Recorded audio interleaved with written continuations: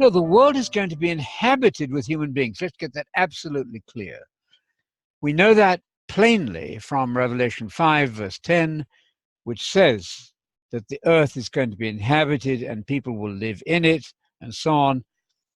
And more importantly, the verse that Jehovah's Witnesses didn't like and tried to get rid of, Revelation 20, verse 5. What does that say? The rest of the dead did not live again until after the 1,000 years were finished. That's quite clear. But during that 1,000 years, there will be a surviving mortal population. Otherwise, the saints have no one to rule over. So this is a very simple principle. Jesus and the saints and the prophets and all the faithful of all the ages are going to be supervising an inhabited world. If there is no inhabited world with persons in it, the whole of that promise is gone.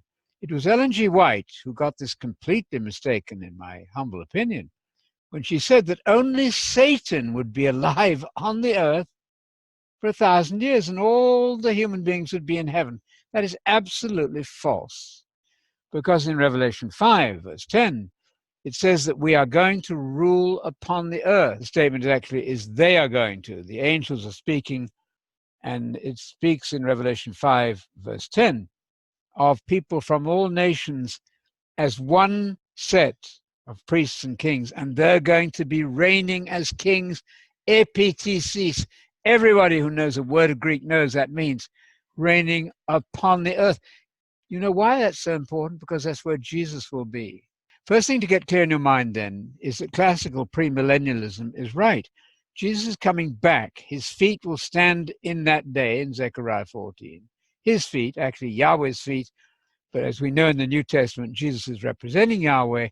He's going to be standing there on the Mount of Olives. A huge earthquake will ensue.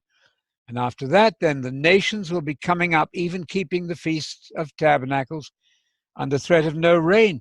This is a scene on the earth. And there are thousands of verses along the same lines in the Old Testament. Classical premillennialism is right. That's the view of the earliest church fathers. It was in my opinion, the rogue Augustine who got rid of some of this by denying the premillennial appearance and reign of Jesus in Revelation 20. If Revelation 20 is not clear, nothing is clear. And that describes the first 1,000 years of the kingdom of God, which will go on for continued ages until the Bible closes its pages on us, finishes, draws the curtain on Revelation.